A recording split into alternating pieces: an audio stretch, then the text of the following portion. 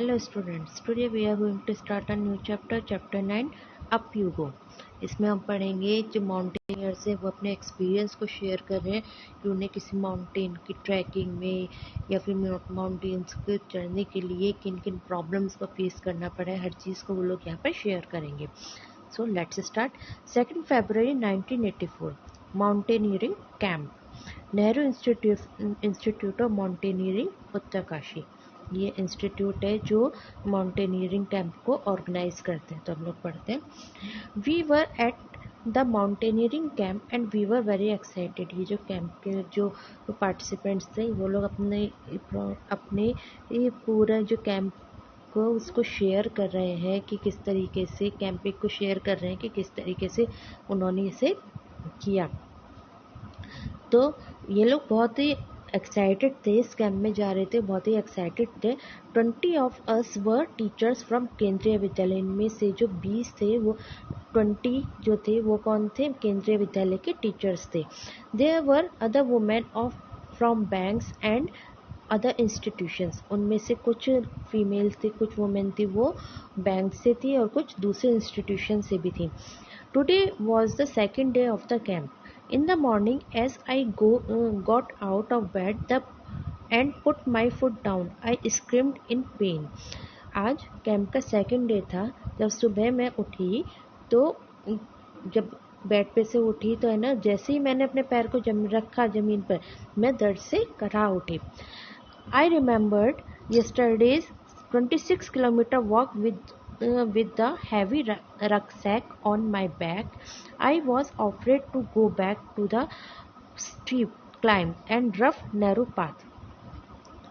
क्या हुआ था, उसे याद आया कि जो कल उन्होंने पूरे जो उनके जो बैग पे जो रक्सैक था, मतलब कि जो बैग था जो उनके कंधे पे था वो बहुत हैवी था और उसे लेकर उन्होंने 26 किलोमीटर की वॉक की थी। और वो बहुत ज़्यादा डर रही थी कि जो बहुत ही ज़्यादा ऊबड़ खाबड़ क्लाइंबिंग थी और बहुत ही नैरो पाथ था, बहुत ही रफ और नैरो पाथ था जिस पे वो लोग जा रहे थे और उससे वो डर भी रही थी लेकिन उन्होंने 26 किलोमीटर की वॉक की थी। With tears in my eyes, I started walking slowly towards the room of Brigadier Gyan Singh, the director of our adventure course. आंखों में आंसू लिए उन्होंने वो ब्रिगेडियर ज्ञान सिंह के रूम की तरफ जाने लगी। वो कौन थे? ब्रिगेडियर ज्ञान सिंह, वो इनके एडवेंचरस कोर्स के डायरेक्टर थे। ब्रिगेडियर ज्ञान सिंह उनकी रूम की तरफ जाने लगी वो। I was thinking of what I would say to excuse myself from the day track. वो सोच रही थी कि है ना उन्हें मैं एक्सक्यूज़ दूंगी कि है ना मेरे को ये चला ही नहीं जा रहा है, तो आज की ट्रैकिंग से वो एक्सक्यूज़ दे के आज की छुट्टी ले लूँ।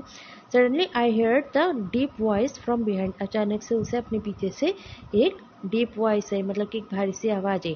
Madam, what are you doing here at breakfast time? Hurry up, otherwise you will have to track on an empty stomach. तो कहते हैं कि मैडम आप यहाँ पर ब्रेकफास्ट के टाइम पर आप यहाँ क्या कर रही हैं? जल्दी करिए, अदरवाइज आपको ट्रैक पर खाली पेट जाना पड़ेगा। Sir I could not say anything more. तो कहते हैं कि सर मैं आपसे कुछ और नहीं कहना चाहती हूँ। You have come to tell me at you have blisters on your feet that you can not walk, isn't it? वो कहते हैं, जो ब्रिगेडियर ज्ञान सिंह है वो कहते हैं कि तुम मुझसे ये कहने आई हो कि मेरे पैरों में छाले पड़ गए हैं जिसकी वजह से मैं चल नहीं सकती। तो वो कहती है यस सर, हाँ sir. That is nothing new, now get ready quickly. वो कहते हैं कि ये कोई नई बात नहीं है, जाओ और जल्दी से तैयार हो जाओ। I hung my head and rushed back to get ready. तो उसने कहा अपनी गर्दन नीचे की और वो अब तैयार होने के लिए चली गई। I had just turn when I heard his voice again. अब वो अचानक जब उन्होंने कुछ दोबारा से कहा तो वो पलटी। Listen madam, you will lead group number 7। वो उससे कहते हैं कि सुनो मैडम, आपको ग्रुप नंबर 7 को लीड भी करना है, आप ग्रुप नंबर 7 को लीड करेंगी। You will have to help any member who has difficulty climbing the mountain. You have already been told about the responsibilities of a group leader in the mountain. आप लोगों को मतलब कि वो कहते हैं कि आपको आपके जो ग्रुप में किसी को भी माउंटेन की क्लाइंबिंग में अगर कोई प्रॉब्लम हो रही है तो आपको उनकी प्रॉब्लम को सॉल्व करना है, और आपको ग्रुप लीडर की रिस्पॉन्सिबिलिटी के बारे में ऑलरेडी बताया जा चुका है। माउंटेन पे जो ग्रुप लीडर है उनकी क्या क्या रिस्पॉन्सिबिलिटीज़ है उनके बारे में ऑलरेडी आप लोग को बताया जा चुका है। तो अब इसके अकॉर्डिंग कुछ क्वेश्चंस है। Have you ever seen the mountains? क्या आपने कभी माउंटेन्स देखी है? आप लिखिए यस, आपने देखी होंगी, बहुत सारी माउंटेन्स है जो आपने देखी होंगी। Have you also climbed a mountain? क्या आपने माउंटेन पे चढ़ाई की है? तो कभी जाते हैं हम कि ना, बहुत जगह जाते हैं माउंटेन्स पे, समर सीजन में जाते हैं, वहाँ पे क्लाइंबिंग भी करते हैं। Where and when? आपने कहाँ देखे हो? कि जैसे सिंपल सी बात है, जैसे आप है ना नैनीताल है, मसूरी है, कुल्लू मनाली, ये सब माउंटेन्स ही तो यहाँ पर आप लोग जाते हैं। तो आप यहाँ पर कब गए और कहाँ गए ये आपको यहाँ पर लिखना है। How far have you walked at one time? आप एक बार में कितनी वॉक करी है आपने, ये आपको बताना। How far can you walk?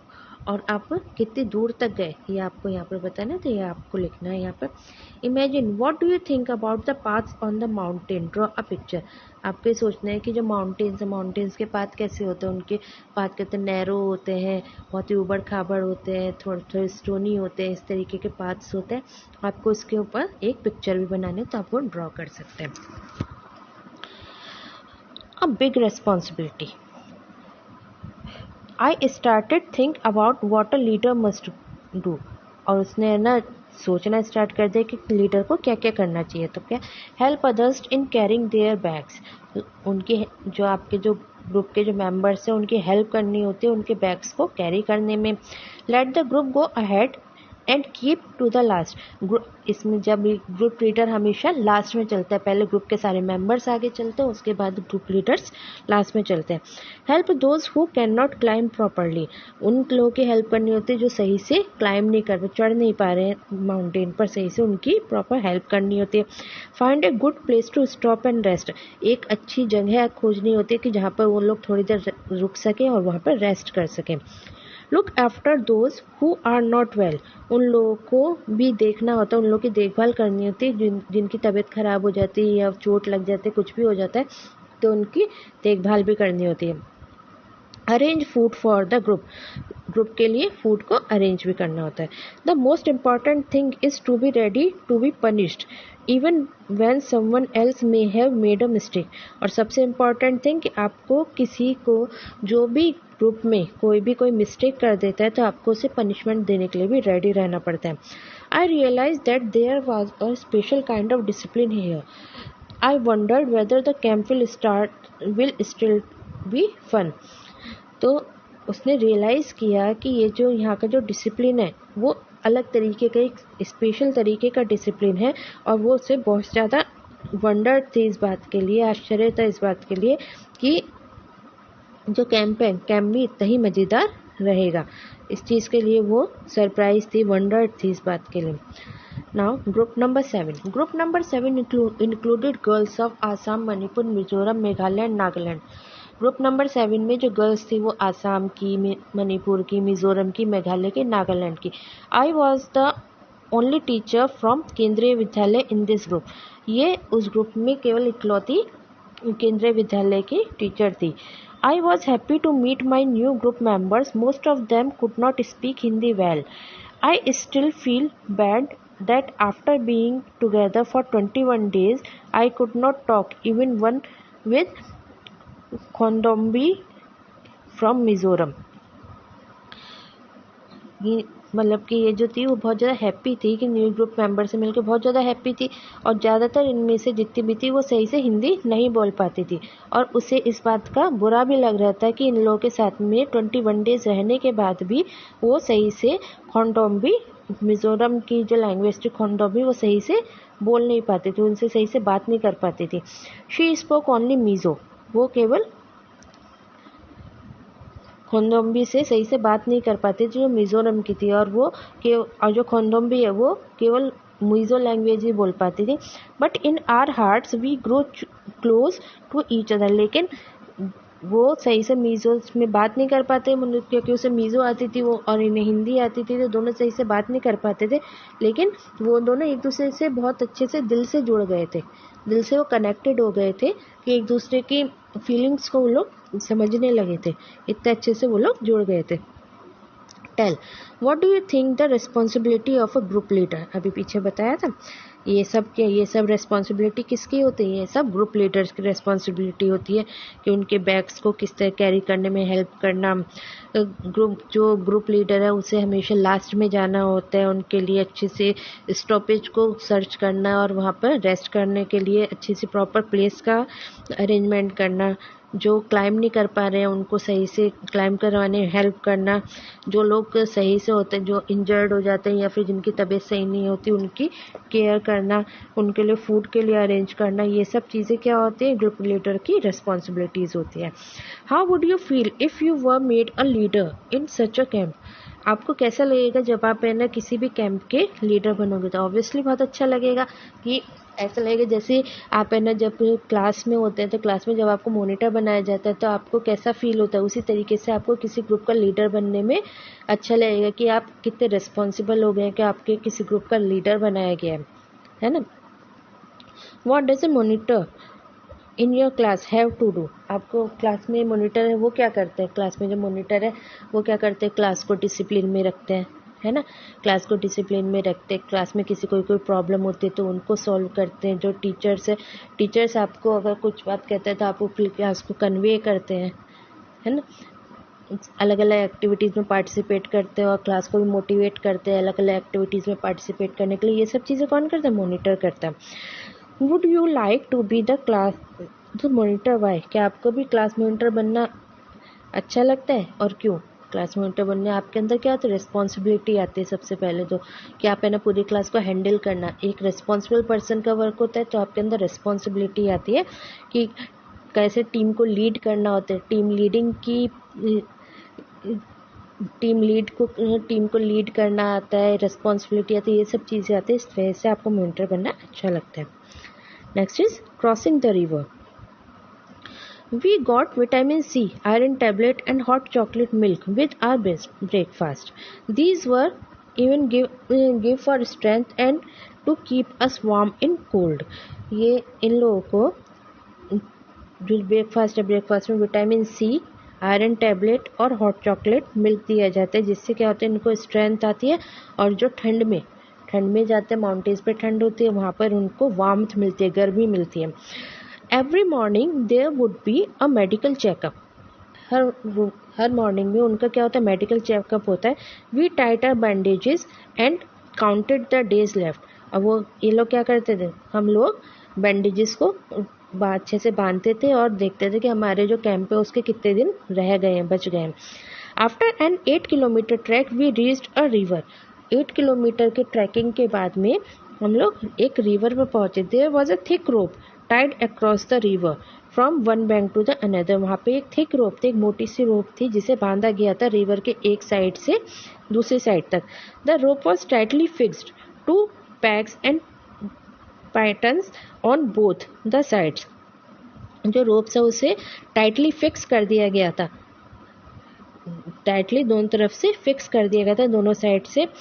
I was feeling nervous, और मेरे को बहुत ज़्यादा नर्वस फील हो रहा था। I started thinking what would happen if the rope came out. और इसने सोचना स्टार्ट कर दिया कि तब क्या होगा जब रोप मतलब कि रोप क्या हो जाएगी? ढीली हो जाएगी। वहाँ से अगर बाय द चांस क्या हुआ कि वो ढीली हो गई, पिस्टन से ढीली हो गई, तो क्या होगा? I was trying to estimate how wide the river was. और उसने एस्टिमेट लगाना स्टार्ट कर दिया कि रिवर है वो कितनी वाइड है, कितनी चौड़ी है, ये भी एस्टिमेट लगाना उसने स्टार्ट कर दिया था। ये कब का? ये 5 फरवरी 1984 में जब वो रिवर को क्रॉस कर रहे थे। ये उस दिन का एडवेंचर बता रहे हैं। Our instructor tied a rope around his waist and put a sling type of hook in it, and then put the sling on the thick rope tied across the river. अब देखिए ये sling क्या होता है? एक hook की तरह होता है, आप ये देख रहे हैं। ये क्या होता है? स्लिंग होता है। ये क्या होता है? रोप पर बांध दिया जाता है, जिससे क्या होता है कि वो ईजिली आप है ना रोप से रिवर को क्रॉस कर पाए, इसलिए करा जाता है। तो क्या कहते हैं कि जो हमारे इंस्ट्रक्टर हैं, उन इंस्ट्रक्टर ने हमारी वेस्ट पे, हमारी कमर पे एक रोप बांध दी और एक टाइप का हुक भी लगा दिया और उसके ऊपर एक हुक लगा दिया। Then he put the sling on the thick rope tied across the river, और उन्होंने जो रिवर को अक्रॉस करते रिवर के ऊपर से जो रोप जा रही थी, थिक रोप जा रही थी, उस पर उसे लगा दिया। Walking through the icy water he went to the other side, और वो आइसी वाटर के ऊपर वॉक करके वो उससे दूसरी साइड में चले गए। No one was ready to step in to the fast flowing river, कोई भी जो फास्ट फ्लोइंग, क्योंकि रिवर बहुत तेज फ्लो कर रही थी उसके ऊपर कोई भी तेज मतलब कि सही से वॉक करने, आगे जाने के लिए कोई रेडी नहीं था, उसे क्रॉस करने के लिए कोई रेडी नहीं था। Everyone pushing each other to go first, हर एक कोई एक दूसरे को आगे कर रहा था, कि पुश कर रहा था कि पहले तुम जाओ, पहले तुम जाओ। इसमें हर कोई ऐसे पुश कर रहा था। I stood last in the line hoping that no one would see me, और वो कहती है कि मैं सबसे लास्ट में थी कि कोई भी मेरे को ना देख पाए और मेरे को कोई पुश ना कर पाए पहले जाने के लिए। Just then our instructor came near me with the sling and rope in his hand, अचानक से तभी उनके जो इंस्ट्रक्टर है वो उसके पास में आए और उन्होंने जो स्लिंग और रोप जो उनके हाथ में थी उसके साथ में वो उसके पास में आया। I knew there was no escape now, तब मेरे को पता लग गया कि यहाँ पर कोई बच नहीं सकता। I was ready but did not have the courage, वो रेडी थी लेकिन उसमें क्या था, बहुत डर लग रहा था, बहुत नर्वस फील कर रही थी, तो उसके अंदर ताकत नहीं थी कि ना वो कह पाए कि सर मैं रेडी हूँ, लेकिन वो रेडी थी। Sir could guess my fear, तो उसके जो सर थे, जो इंस्ट्रक्टर थे, उनका डर समझ गए। He called out loudly 3 cheers for Sangeeta madam, तो उन्होंने अचानक से बहुत तेजी से बोला कि संगीता मैडम के लिए सब चीयर करें। And before I knew it someone had gently pushed me into the water, और जैसे उसे सब पता लगा उससे पहले किसी ने उसे वाटर में पुश कर दिया। I felt as my feet was frozen, उसे ऐसा लगा कि जो मेरे पैर हैं बिल्कुल जम गए हैं, क्योंकि वाटर जो था वो बिल्कुल आइसी वाटर था, बिल्कुल ठंडा वाटर था। ऐसे जैसे किसी ने पूछ के ऐसा लगा कि ना उसके पैर वाटर में जम गए हैं। I started shivering my teeth व चैटरिंग, और वो कांपने लगी और उसके जो दांत है वो किटकिटाने लगे।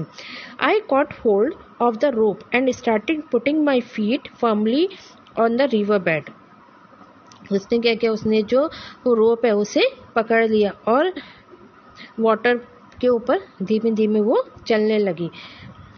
As I walked further in, the river got deeper and slowly the water reached up to my neck. जैसे जैसे वो आगे बढ़ी, जो रिवर है वो डीप मतलब गहरी होती गई और जो है ना वाटर धीमे धीमे उसकी नेक तक आ गया। In the middle of the river I lost my balance and started slipping. और जब वो रिवर के मिडिल में पहुंची तो वो क्या, उसका बैलेंस बिगड़ने लगा और वो स्लिप होने लगी। I was so scared and felt so cold that the rope slipped from my hand and I started shouting for help. अब क्या वो जब वो स्लिप होने लगी तो इसे क्या हो गया, डर लगने लगा, वो घबरा गई, स्केयर हो गई, घबरा गई, और उसे बहुत ज़्यादा ठंड भी लग रही थी, तो उसके हाथ से जो रोप है वो फिसलने लगी और उसने हेल्प के लिए चिल्लाना स्टार्ट कर दिया। I was sure I would be carried away by river, but no, I found that I was tied with a rope to the sling.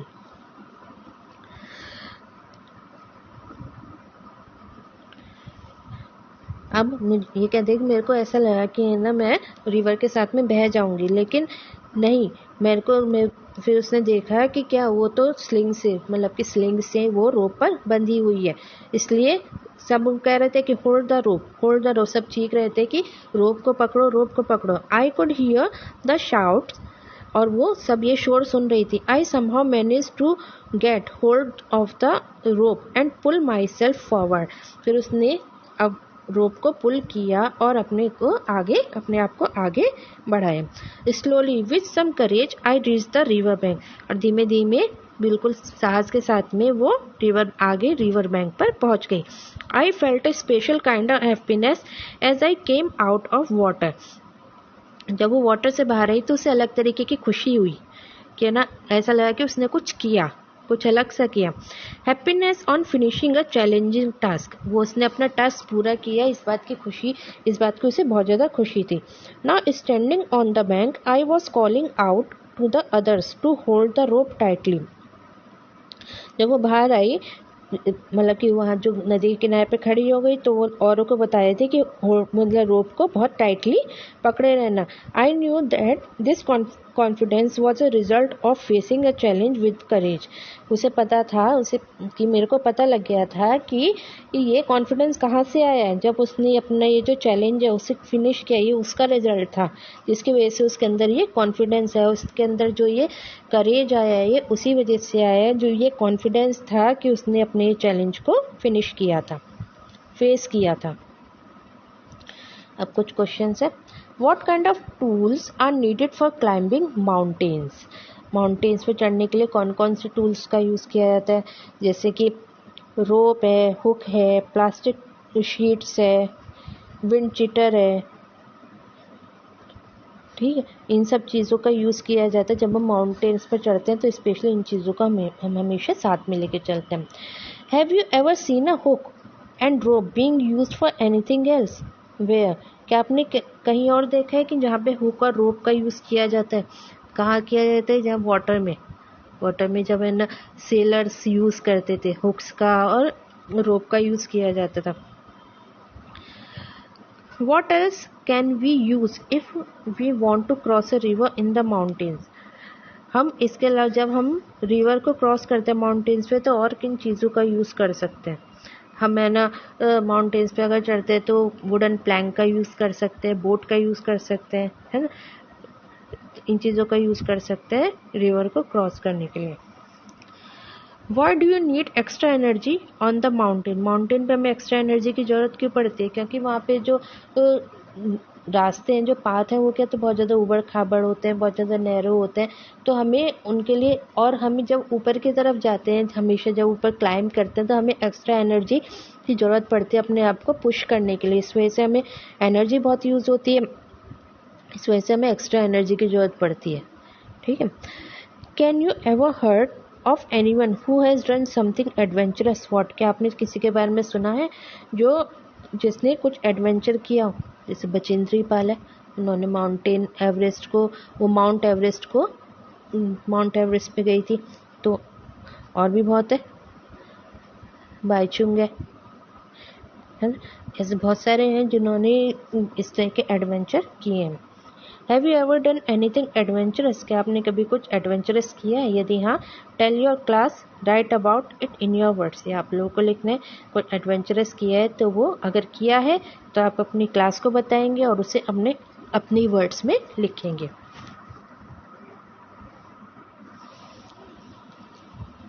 Next is rock climbing. ये कब किया था इन लोगों ने? 10 फरवरी 1984 को किया था। We had to climb 15 kilometers to reach टेकला village. हमें टेकला विलेज जाना था, 15 किलोमीटर का चढ़ाई चढ़ के हमें टेकला विलेज जाना था। It was at the height of 1600 metre. और ये कितनी हाइट पर था? 1600 मीटर की हाइट पर था। और rucksack had all that we may need: food packets, water bottle, rope, hook, plastic sheet, dairy, torch, towel, soap, wind cheater, whistle, glucose, jaggery, chana and some other snacks। जो हमारा जो rucksack था, जो उनकी जो पीठ पर जो बैग था, उस पर बहुत सारी चीज़ें थी जिनकी ज़रूरत की चीज़ें थी। जैसे फूड पैकेट्स थे, वाटर बॉटल थी, रोप था, हुक था, प्लास्टिक शीट थी, diary, torch, towel, soap, wind cheater, whistle, glucose, jaggery, चना और कुछ स्नैक्स थे उनके रक्सैक में। We could see fruits and vegetables growing in the step fields. वहाँ पे जो स्टेप फील्ड्स थी, वहाँ पे उन्होंने देखा कि है ना, वो फ्रूट्स और वेजिटेबल्स ग्रो, मतलब कि फ्रूट्स और वेजिटेबल्स की वहाँ पे खेती हो रही थी, उन्हें बढ़ते हुए देख रहे थे। We saw colonel Ram Singh Colonel Ram Singh standing on the 90-meter high flat rock with pegs and ropes. वहाँ पर उन्होंने देखा कि है ना कर्नल राम सिंह खड़े हुए हैं 90 मीटर के हाइट पे कर्नल राम सिंह खड़े हुए हैं, उनके हाथ में क्या है, फ्लैट रॉक पे खड़े, उनके हाथ में रोप और पैग्स हैं. We had been told to first observe the rock carefully and identify holes. और उन्होंने क्या किया, उन्हें कहा गया कि पहले रॉक को क्या करना है, बहुत अच्छे से ऑब्जर्व करना है और वहाँ पर जो होल्स है, मतलब कि आपको ट्रैकिंग करनी है, तो ट्रैकिंग करने के लिए ना कहाँ पर आपको होल्ड करना है, सब चीज़ को.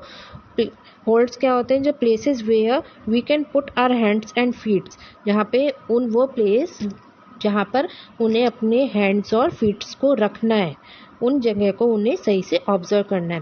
Today I was not going to back out. वो कहती है कि मेरे को आज बैकआउट नहीं करना है. I stood first in the line, और मैं लाइन में सबसे आगे खड़ी थी. Our instructor tied a rope around his waist. जो इंस्ट्रक्टर थे उन्होंने पहले जो रोप है वो अपनी वेस्ट पर बांधी. He put a sling and held the thick rope with which was hanging. उन्होंने एक स्लिंग ली और वहाँ पे जो थिक रोप थी, मोटी सी रोप थी, उसे उसमें हैंग कर लिया. He started climbing as if he was running up. और वो उन्होंने क्लाइंब करना स्टार्ट किया, वो ऐसे लग रहा था जैसे उस पर वो भाग रहे हैं. I also put my sling but as I took my first step I slipped and there I was swinging from the rope. लेकिन जब मैंने स्लिंग मतलब अपना स्लिंग लिया और उसमें मैंने फर्स्ट स्टेप रखा, मैं वहाँ पर स्लिप हो गई और वहाँ पर मैं रोप पर लटक रही थी. Keep your body at angle of 90 degree while climbing. I heard. Keep your back straight. Don't bend. तब उन्होंने मतलब कि उनकी आवाज़ है एकदम से कि अपनी बॉडी को 90 डिग्री के एंगल पे रखो और अपनी बैक को बिल्कुल स्ट्रेट रखो. अपनी बैक को आपको बेंड नहीं करना है, मतलब कि अपनी बैक को बेंड नहीं करना है, अपनी बैक को स्ट्रेट रखना है, 90 डिग्री के एंगल पे अपनी बॉडी को रखना है. Keep this in mind. I imagine the rock was flat ground and started to climb up. इस बात को ध्यान में रखकर मैंने रॉक को इमेजिन किया कि जैसे वो फ्लैट ग्राउंड है, एक फ्लैट ग्राउंड पर चढ़ रही है, और मैंने क्लाइंब करना स्टार्ट कर दिया. Again while coming down we had to use a rope in a special way called rappelling. जब वो नीचे वापस आ रहे थे तो उन्हें रोप का यूज़ करना था, और उस जो तरीका था, जिस तरीके से उन्हें रोप का यूज़ करना था, उसे हम क्या बोलते हैं, रैपलिंग बोलते हैं. I did this with the same fearlessness. और मैंने ये चीज़ उसी तरीके से बिना डरे की, जैसे वो बिना डरे वो चढ़ रही थी, उसी तरीके से बिना डरे उन्होंने रैपलिंग की. Have you ever climbed a tree? क्या आपने कभी पेड़ पर चढ़े? How did you feel? आपको कैसा लगता है? Were you scared? Did you ever fall? क्या आप उसमें गिरे? जब फर्स्ट टाइम हम ट्री पर चढ़ते हैं थोड़ा सा तो डर लगता है ना, और कभी कभी हम गिर भी जाते हैं. तो इसमें आपको ये लिखना है कि अगर आप चढ़े हैं तो आपको कैसा फील हुआ, क्या आपको डर लगा, और ये क्या आप गिरे, ये चीज़ आपको यहाँ पे लिखनी है. Have you ever seen someone climb a small wall? क्या आप में से किसी ने कोई छोटी सी वॉल पे कूदा है, चढ़ा है? What do you think is the difference between climbing a wall and climbing a high rock? आपको क्या डिफरेंस बताना है कि एक वॉल पे चढ़ना और एक हाई रॉक पे चढ़ना, उसमें क्या डिफरेंस होता है. जो रॉक्स होते हैं वो क्या होते हैं, बहुत ज़्यादा ओवर खाबड़ होते हैं, उनमें हमें स्पेस देखना पड़ता है कि कहाँ पे हमें अपना हैंड रखना है, कहाँ पे अपने लेग्स रखने हैं. लेकिन जो वॉल होती है, वॉल क्या होती है, बिल्कुल स्ट्रेट होती है. अगर हम इमेजिन करते हैं कि हम एक प्लेन सरफेस पे जा रहे हैं, उसी तरीके से हम ईजिली वॉल पर जा सकते हैं. लेकिन जो रॉक है, रॉक पे चढ़ना बहुत ज़्यादा टफ टास्क होता है ना. Next is a funny incident. ये कब का है, 14 Feb 1984. It was evening. शाम का टाइम था. Khondombi was feeling hungry. Khondombi को बहुत ज़्यादा भूख लग रही थी. We did not have anything to eat. और हमारे पास कुछ खाने के लिए नहीं था. She jumped over a fence and got into a field. तो उसने खोंदोम्बी कहता है, उसने एक मतलब कि वो छोटी मतलब फेंसिंग क्या होती है, छोटी सी दीवार होती है, उससे बाउंड्री को क्रॉस कर दिया और एक फील्ड में चली गई। She quickly plucked 2 big cucumbers and came back. वो जल्दी से 2 कुकुम्बर्स को तोड़कर ले आई और वापस आ गई। Just then a woman came from behind and caught hold her bag. तभी उसके पीछे से एक लेडी आई, एक वुमेन आई और उसने उसके बैग को होल्ड कर लिया, पकड़ लिया। She started saying something to Khondombi in her own language. तो उसने अपनी लैंग्वेज में खोंदोम्बी को कुछ कहना स्टार्ट कर दिया। We could not understand what she was saying. लेकिन हमें कुछ भी समझ नहीं आ रहा था कि वो क्या कह रही है। Khondombi was trying to explain in her Mizo language. और खोंदोम्बी अपनी मीजो लैंग्वेज में उसे कुछ समझाने की कोशिश कर रही थी, एक्सप्लेन करने की कोशिश कर रही थी। Which we could not understand, जो भी, लेकिन वो भी हम लोग को कुछ भी समझ में नहीं आ रहा था। I tried to explain in Hindi but neither of them could understand it. मैंने भी हिंदी में कुछ उन्हें एक्सप्लेन करने की कोशिश की, लेकिन किसी को भी कुछ भी समझ नहीं आ रहा था। Finally I folded my hand to say that we were sorry. फाइनली मैंने अपने हाथ्स को मतलब हाथ पीछे कर लिए और कह दिया कि सॉरी। जब कुछ समझ ही नहीं आ रहा है तो उसने अपने हाथ पीछे कर लिए। By then our group had gone far ahead. उसके बाद हमारा जो ग्रुप है वो आगे, बहुत आगे चला गया था। इट वॉज ऑलरेडी डार्क, और बहुत ज़्यादा अंधेरा हो गया था। I thought we had lost our way. और हमें लगा कि हम लोग अपना रास्ता भूल गए हैं। Now we were really scared. और हम लोग बहुत ज़्यादा डर गए थे। We could not see anything even with our torches. और हम लोग को टॉर्च से भी कुछ भी दिखाई नहीं दे रहा था। आई स्टार्टेड स्वेटिंग इवन थो इट वॉज कोल्ड। जबकि वहाँ पे इतनी ठंड थी तब भी मेरे को डर के मारे पसीना आने लगा था। I tightly held Khondombi's hand. I called out loudly, where are you all. तो उसने कहा कि उसने खोंदोम्बी का हाथ बिल्कुल टाइटली पकड़ लिया था और बहुत तेज चिल्लाया कि और तुम सब लोग कहाँ पर हो? Can you hear me? क्या तुम लोग मेरे को सुन सकते हो? My voice echoed in the mountain. जो मेरी वॉइस थी वो पूरे माउंटेन में इको कर गई थी, गूंज रही थी। We both started to whistle loudly and flashed our torches.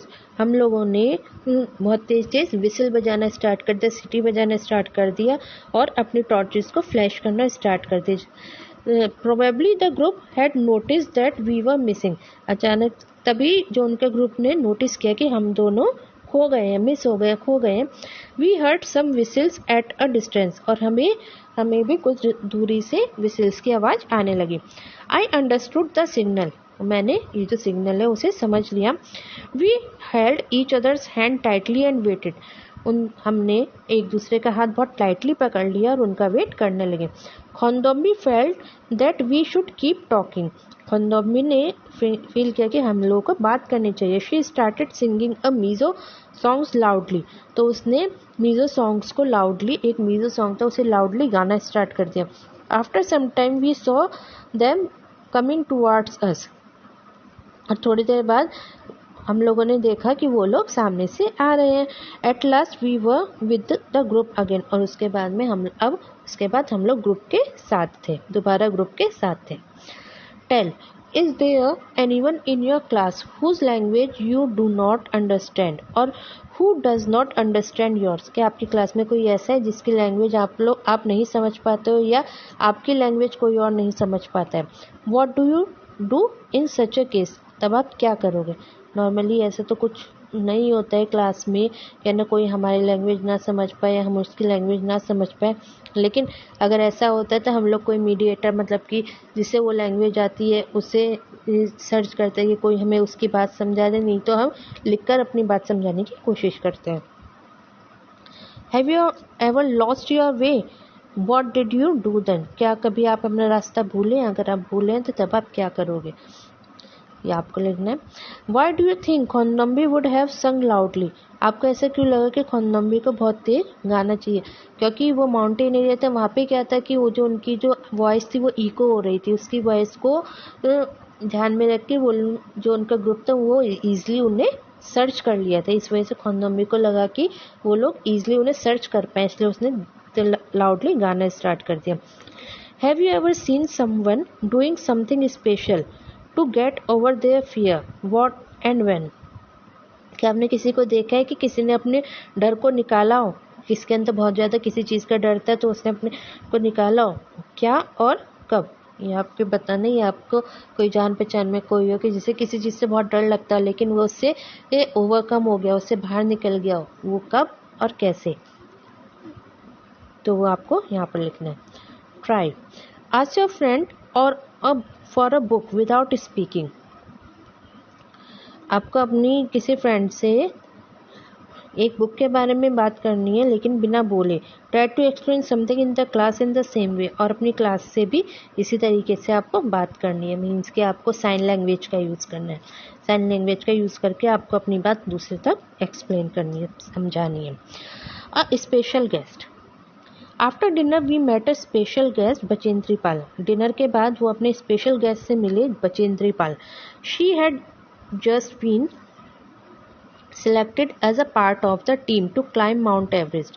वो सेलेक्ट हुई थी माउंट एवरेस्ट की क्लाइंबिंग में, टीम में माउंट एवरेस्ट की क्लाइंबिंग में वो सेलेक्ट हुई थी। She had come to seek the blessing of brigadier Gyan Singh, और वो वहाँ पर ब्रिगेडियर ज्ञान सिंह की ब्लेसिंग के लिए आई थी। It was a happy evening, we were all singing. वो बहुत ही अच्छी शाम थी, खुशनुमा शाम थी और सब लोग गा रहे थे। Bachendri Pal also joined us in singing and dancing on the famous Pahari song Bedu Pako Baramasa, काफल पाको चैता मेरी छैला। ये कोई पहाड़ी सॉन्ग है।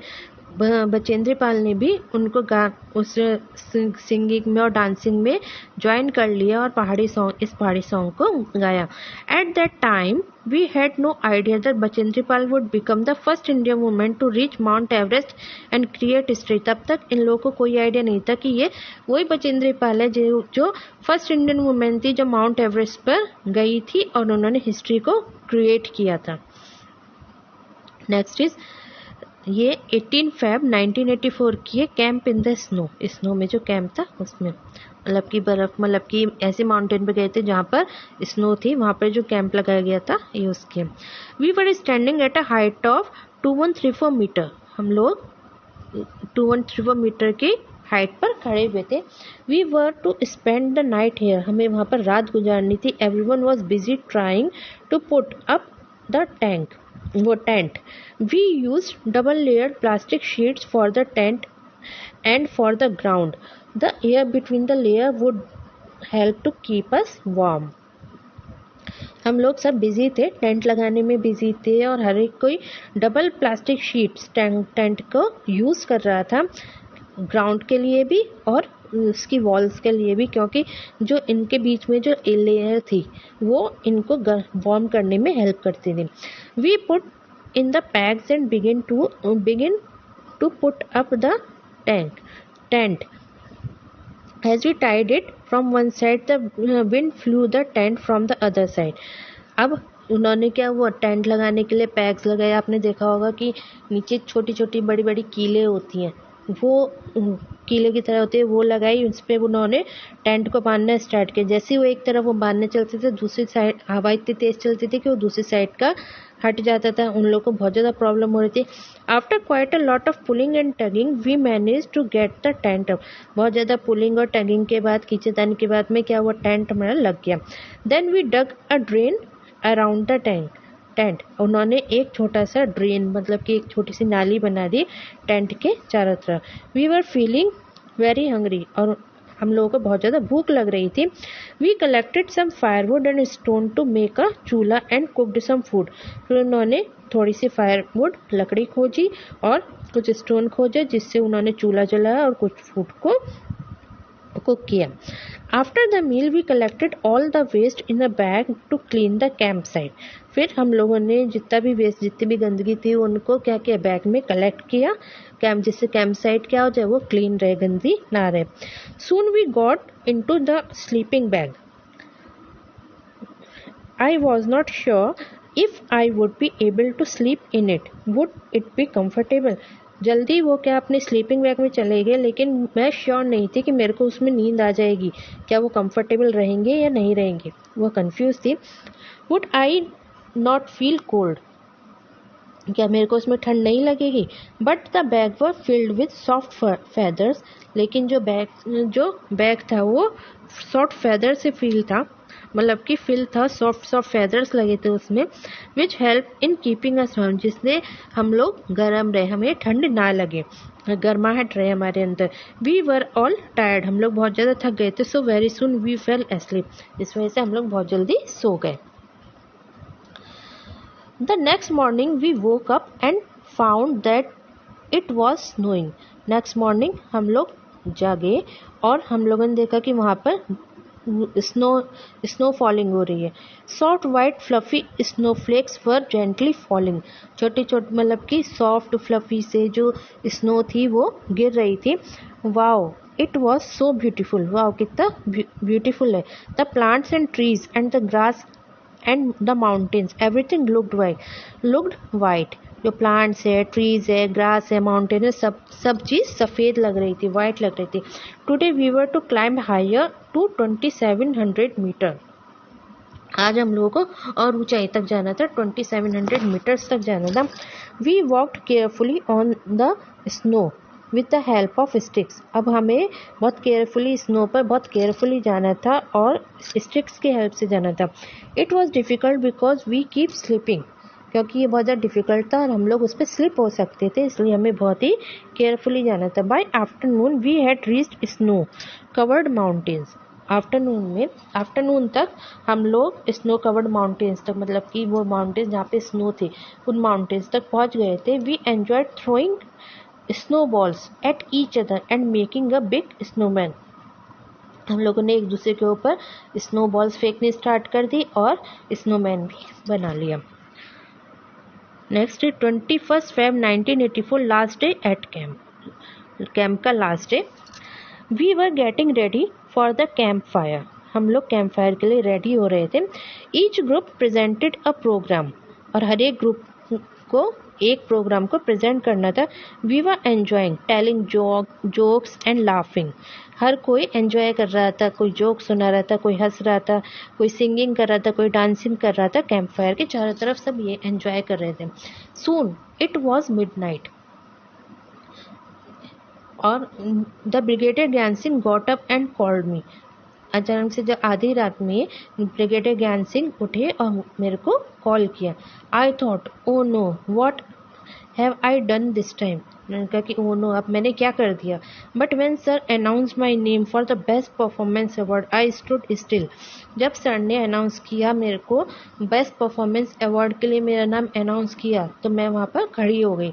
ही blessed me and tear of joy roll down on my face, उन्होंने मुझे ब्लेस किया, मतलब कि आशीर्वाद दिया, और मेरे जो फेस है फेस पर आंसू आ गए, खुशी के मारे आंसू आ गए। डिस्कस, मतलब कि जब आप है ना इतना अच्छा वर्क करते हो और कोई आपको अप्रिशिएट करता है तो आपको कितना अच्छा लगता है। क्लास में भी आप देखते होंगे कि आपके अच्छे मार्क्स आते हैं, एक्टिविटी में आप बहुत अच्छा करते हैं, सब लोग आपके लिए क्लैपिंग करते हैं तो आपको कितना अच्छा लगता है।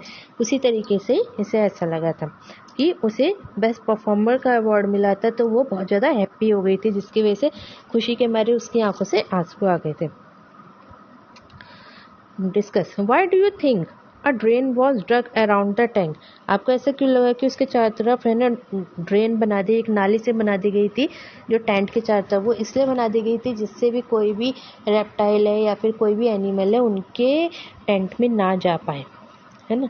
Beside mountaineers what the other activities that we can be called adventurous, why, mountaineering के अलावा और कौन कौन सी एक्टिविटीज़ है जो एडवेंचरस होती है, जैसे कि रिवर राफ्टिंग है या स्काई राफ्टिंग है, इस तरीके की जो चीज़ें हैं ये ज़्यादा क्या होता है, बहुत ज़्यादा एडवेंचरस होती हैं, है ना। इनकी ये एक्टिविटीज़ भी एडवेंचरस में ही काउंट होती हैं। Next is imagine and write, you are on a mountain, how do you feel there, what can you see, what do you feel like doing there, अगर आप माउंटेन पर है तो आपको कैसा फील होता है, आप लोगों को बहुत ज़्यादा एक्साइटमेंट रहती है ना।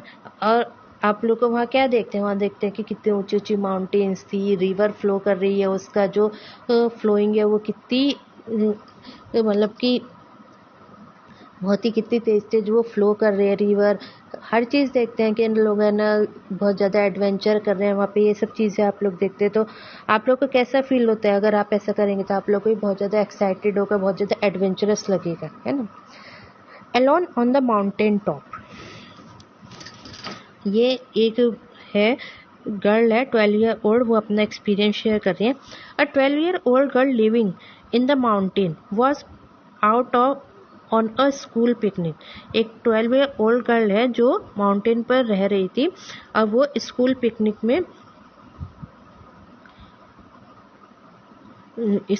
पर गई थी। She climbed a mountain peak of 400 metre with her friends.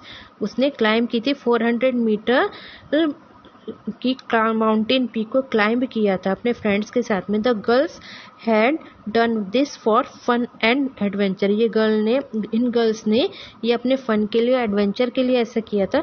Soon it was dark and they could not come down. It was also cold and scary. लेकिन बहुत जल्दी अंधेरा हो गया और वो लोग नीचे नहीं आ पाए और वहाँ पे बहुत ज़्यादा ठंड भी हो गई थी, बहुत ज़्यादा डर भी लग रहा था, उन्हें डरावना हो गया था। They were alone without any food and it was long night. और वो लोग बिना फूड के, मतलब फूड लेकर नहीं गए थे और वहाँ पे, और रात भी बहुत लंबी थी। This happen to Bachendri Pal. ये किसके साथ हुआ था? बचेंद्री पाल के साथ हुआ था।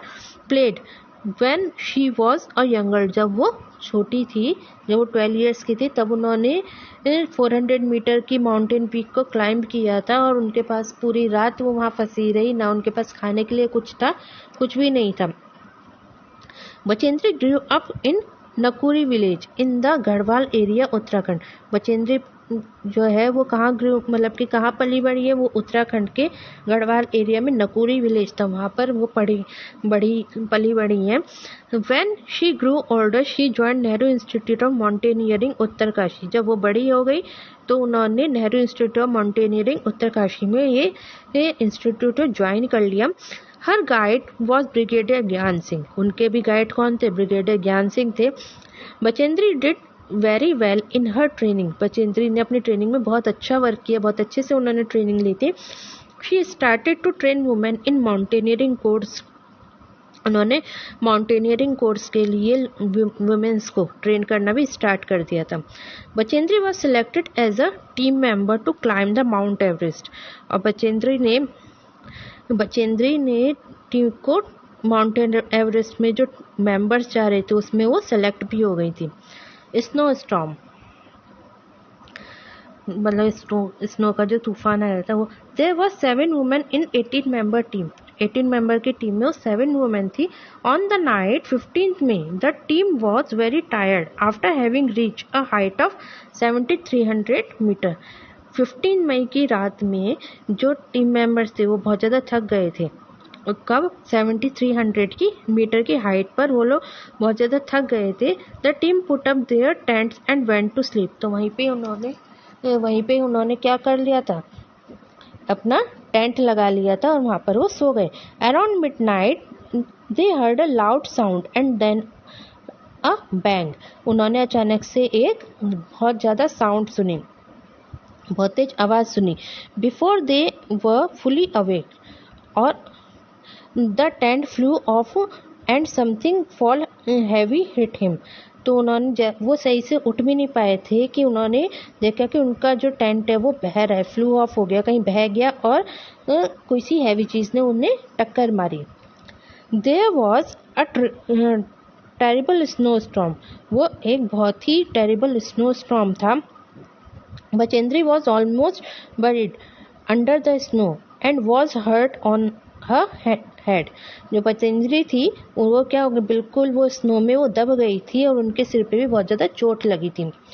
Many of the team members were also injured. उनके टीम मेंबर्स के बहुत सारे जो मेंबर्स थे वो भी इंजर्ड हो गए थे। The other used snow picks and axes to dig out those who had been buried under the snow. और जो दूसरे जो बच गए थे वो क्या कर रहे थे? वो उन्होंने स्नो पिक्स और एक्सिस को से जो स्नो थी उसे हटा रहे थे, जिससे उसके अंदर जो उनके जो मेंबर्स थे वो जो दब गए थे उन्हें वहाँ से निकाल सके। The rest of the team members returned to base camp, but Bachendri went ahead, climbing slowly but steadily towards the peak. उनके जो जितने मेंबर्स थे वो बेस कैंप में वापस चले गए, लेकिन जो बचेंद्री थी वो वापस नहीं गई, वो वहीं पे ही रही और धीमे धीमे वो पीक पर चढ़ती रही। It was 7 minutes past 1 o'clock in the afternoon of 23rd May when Bachendri Pal stepped onto the peak of 8,900-meter high mountain Everest, also called Sagarmatha, in Nepal.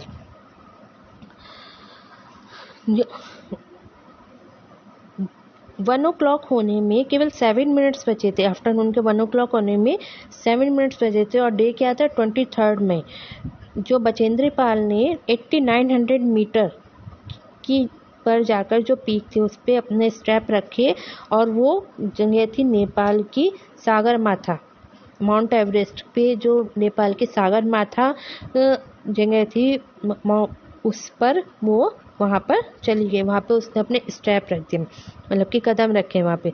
There was another team member with her, उसके साथ में एक और team member थे। There was no space for 2 people stand on the top, मतलब बिल्कुल top पे थे, वहाँ पर केवल वो एक स्टेप रखने की जगह थी, वहाँ वो दोनों स्टेप नहीं रख सकते थे, लेकिन वो किसने रखा? बचेंद्री पाल ने स्टेप रखा। One slip then they would fall straight down 1000 feet below, और वहाँ पे इतना स्लिपरी था कि अगर वो ध्यान से नहीं रखते तो वो सीधे ही 1000 feet नीचे गिर जाते। बचेंद्री एंड हर टीम में dug into the snow and pissed their axes firmly in the ice. Bachendri और उसकी जो टीममेट है उन्होंने जो स्नो के अंदर मतलब कि वो डग हो गए थे और वो अपनी जो एक्सिस है, एक्सिस मतलब कि अपनी जो कुल्हाड़ी है, जो एक्सिस होती है उससे उसे हल्के से आइस को हटा लिया था जिससे वो नीचे ना गिरे। Using this as a hook, और उन्होंने एक्स को आइस में सही से दबा दिया और जिससे वो हुक की तरह वर्क कर सके और वो उससे ना फिसले। इस तरीके से उन्होंने एक्स को हुक की तरह यूज किया। Using this as hook they tied themselves to it with a rope, उसे हुक की तरह यूज करके उन्होंने उसे अपने आप को रोप से बांध लिया जिससे वो लोग नीचे ना गिरे। Only then 2 of them could stand there, इसकी वजह से वो दोनों वहाँ पर एक साथ खड़ी हो सकती थी। She was shivering with cold but filled with warmth of the achievement, वो ठंड से कपकपा रही थी लेकिन जो उनकी जो अचीवमेंट की जो खुशी थी वो उनके अंदर क्या थी? वार्मथ ला रही थी, गर्मी ला रही थी। वो जो खुशी थी वो उससे ठंड से ज़्यादा बेटर थी। She bowed her head, pitch the national flag and took photographs, उन्होंने अपना जो हेड है मतलब कि अपना हेड झुकाया, अपने नेशनल फ्लैग पर अपना हेड झुकाया और वो वहाँ पर फोटोग्राफ ली। She spend 43 minutes on the highest peak in the world, उन्होंने वहाँ पर उस पीक पर 43 मिनट्स स्पेंड किए जो वर्ल्ड की हाईएस्ट पीक थी वहाँ पर। Bachendri Pal become the first Indian women to and the 5th women in the world to reach the peak of Mount Everest.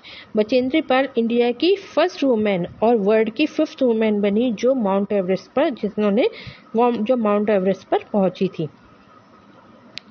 ये देखिए पिक्चर भी है, इनका जो पूरा ग्रुप था ये हो गया था। नेक्स्ट क्वेश्चन है, why did Bachendri Pal put up the Indian flag on the peak? Bachendri Pal ने पीक पर इंडियन फ्लैग को क्यों लगाया था? क्योंकि वो इंडियन थी तो उसे करना था कि जो इंडिया भी वहाँ तक पहुँच चुका है, ये शो करना था कि इंडिया भी वहाँ वर्ल्ड्स की हाईएस्ट पीक पर पहुंच चुका है, इस वजह से उन्होंने वहाँ पर इंडियन फ्लैग को लगाया था। When have you seen our national flag being hoisted? क्या आपने नेशनल फ्लैग को होस्ट करते हुए देखा? ऑब्वियसली आपने देखा होगा, हमारे स्कूल में होस्ट होता है, जितने भी गवर्नमेंट ऑफिस है वहाँ पर भी होस्ट होता है। स्पेशली 15 अगस्त एंड 26 जनवरी को दिल्ली लाल किला पे फ्लैग की होस्टिंग कराई जाती है। तो आप लोगों ने ऑब्वियसली देखा होगा। Collect information to our national flag, national flag के लिए आपको इन्फॉर्मेशन को कलेक्ट करना है। Make group of 6 to 8 children design a flag for your group, आपको अपने क्लास के 6 और 8 चिल्ड्रंस का क्या करना है? ग्रुप बनाना है और अपने ग्रुप के लिए एक फ्लैग को डिज़ाइन करना है। Explain why you choose that design, और आपको एक्सप्लेन भी करना है कि आपने ये डिज़ाइन क्यों चूज़ किया है। Have you seen the flag of any other country where, क्या आपने किसी और कंट्री का फ्लैग देखा है? वेयर, क्या आपने जब भी क्या करता है, जब भी मैच होते हैं, मैच में आपने देखा होगा जो जो कंट्रीज में पार्टिसिपेट करते हैं उन कंट्रीज़ का फ्लैग वहाँ पर होता है ना। जितने भी मैचेस होते हैं, जितने भी टूर्नामेंट्स होते हैं, आप लोगों ने ये देखे होंगे, ठीक है। वहाँ पे स्पेशली आप ये देखते हो कि दूसरी कंट्री का फ्लैग वहाँ पर होता है।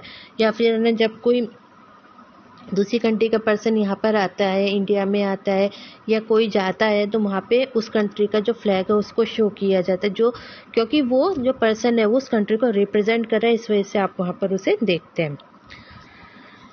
What we have learned. Explain why it can be adventurous and challenging to climb a mountain. Mountain चढ़ना इतना एडवेंचरस और चैलेंजिंग क्यों होता है? What would you prepare if you were to climb a mountain? आप लोगों को क्या प्रिपरेशन करनी होती है जब भी हम माउंटेन पर जाते हैं? What would you take with you? अपने साथ आपको क्या क्या लेकर जाना होता है? Write in your own words. ये सब आपको अपने वर्ड्स में लिखना है, ये सब चीज़ कि इतना एडवेंचरस और इतना चैलेंजिंग क्यों होता है, आप लोग को क्या क्या चीज़ें माउंटेन्स पर लेके जानी होती है, किस तरीके से प्रिपरेशन करनी होती है, ये सब चीज़ें आपको अपने वर्ड्स में लिखनी है, ठीक। तो यहाँ पर तो आपको ये चैप्टर आपका ये फिनिश हो चुका है। अब यहाँ पे हम लोग एक्सरसाइज करते हैं। First is fill in the blanks. Brigadier Gyan Singh was the director of adventurous course. Brigadier Gyan Singh क्या थे? एडवेंचरस कोर्स के डायरेक्टर थे। Tekla village was the height of the 1600 meter. Tekla village 1600 meter की हाइट पर था। The height of mountain Everest was about 89 meters. जो Mount Everest की जो हाइट थी वो कितनी थी? 89 मीटर्स थी। While crossing the river, we got vitamin C, iron tablet and hot chocolate milk for the breakfast. जब हमने रिवर को क्रॉस की तब हमें ब्रेकफास्ट में विटामिन सी, आयरन टैबलेट्स मिली और हॉट चॉकलेट मिल्क मिला था। True false. Bachendri was the first women to go on the moon. Bachendri Pal वो फर्स्ट वुमेन थी जो मून पर गई थी, वो फॉल्स है।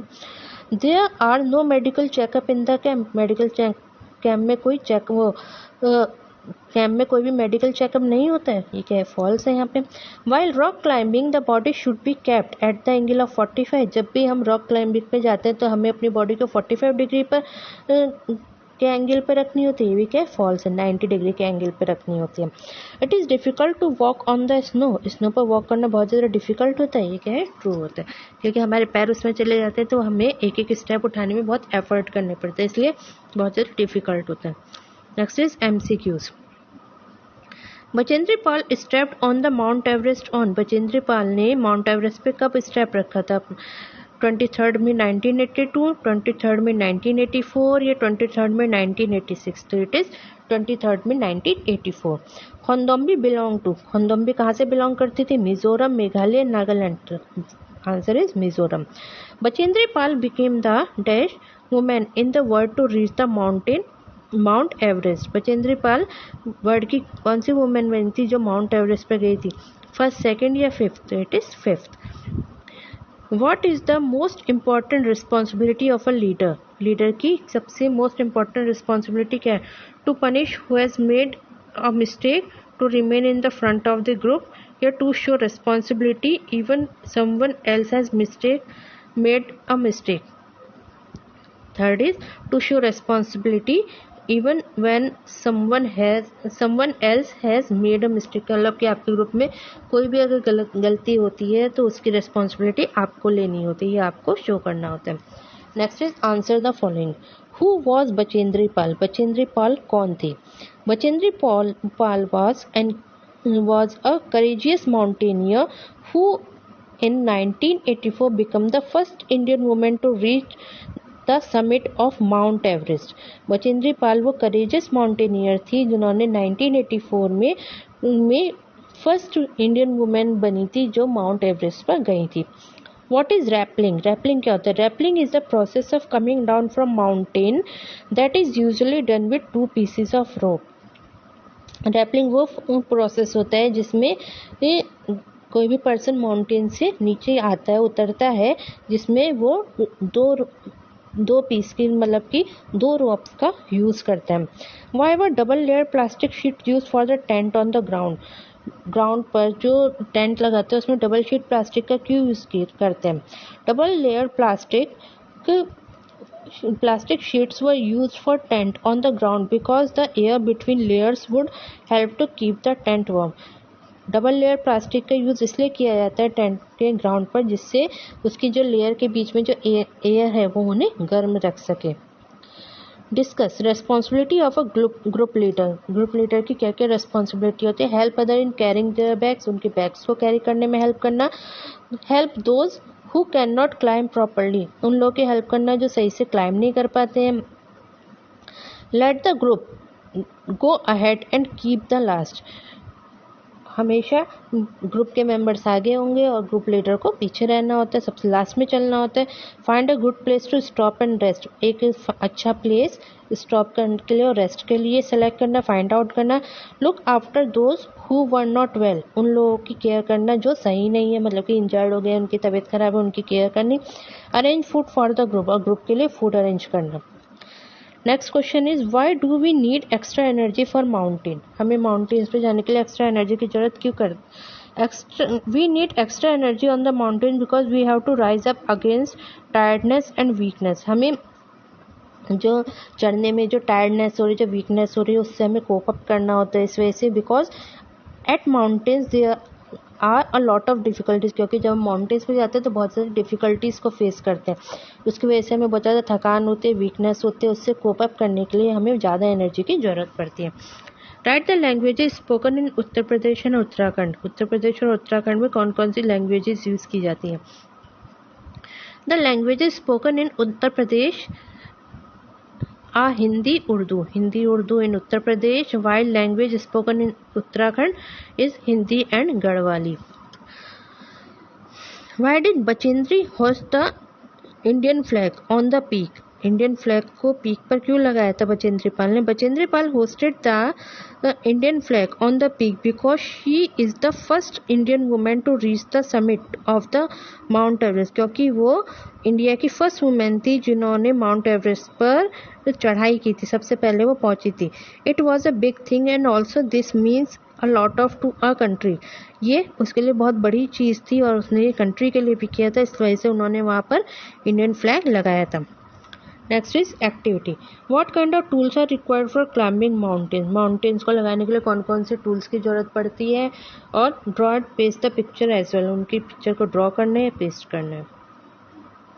यहाँ पर आपका ये चैप्टर फिनिश हो गया. आई थिंक आपको ये अच्छे से समझ में आ गया होगा. ठीक है. Okay, bye bye students. Have a nice day.